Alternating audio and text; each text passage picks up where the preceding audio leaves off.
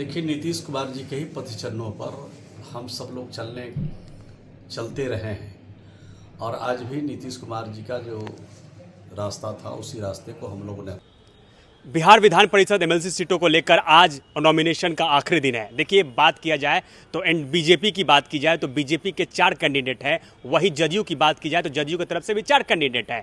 वही एलजेपीआर की तरफ से 1 कैंडिडेट और 1 कैंडिडेट जो है वो आरजेडी की तरफ से है, जिनका नाम सुनील सिंह है। देखिए, बता दें आपको, सबका नॉमिनेशन का आज आखिरी दिन है। आखिरी दिन नॉमिनेशन है। सारे लोग नॉमिनेशन दाखिल कर रहे हैं। इस दौरान देखिए क्या कुछ कहा है विजय चौधरी, जो कि बिहार के उप मुख्यमंत्री हैं। उन्होंने कहा है कि सभी निर्विरोध चुनाव जीतेंगे।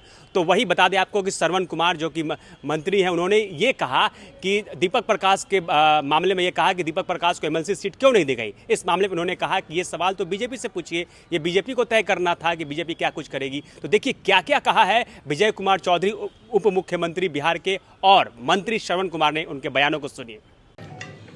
देखिए, नीतीश कुमार जी के ही पथचरणों पर हम सब लोग चलते रहे हैं और आज भी नीतीश कुमार जी का जो रास्ता था उसी रास्ते को हम लोगों ने त्याग किया है और एनडीए ने भी किया है। तो एनडीए ने तय जो किया है 10 उम्मीदवार के बारे में, वो 10 उम्मीदवार चुनाव के मैदान में आ गए हैं, नामांकन हो गया है। अब ये 3 बजे तक का इंतज़ार है। मैं समझता हूं कि इस बार सभी उम्मीदवार निर्विरोध निर्वाचित होंगे। 10वां उम्मीदवार कौन हो? हमारे वो तो जो 10वां उम्मीदवार हैं वो है अंसारी साहब हैं।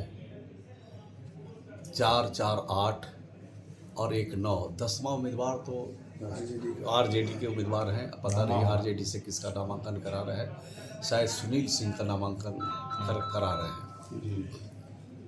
ठीक सर। दीपक मंत्री पर जा सकता है। देखिए, ये तो तय करना था भारतीय जनता पार्टी को, और भारतीय जनता पार्टी ने जब जो तय किया है उसके हिसाब से नामांकन हो रहा है और एनडीए के 8 उम्मीदवारों का नाम चयन कर लिया गया है और उसके हिसाब से कार्रवाई हो रही है। नॉमिनेशन चल रहा है और एक लोजपा के भी उम्मीदवार हैं। तो कुल मिलाकर के 9 उम्मीदवार एनडीए की तरफ से उतारे गए हैं और 10वां जो उम्मीदवार हैं वो विपक्ष के हैं। ठीक रही है कि तमाम लोग आज नॉमिनेशन भी कर रहे हैं और जो स्थिति दिख रही है कि चुनाव की परिस्थिति नहीं होगी।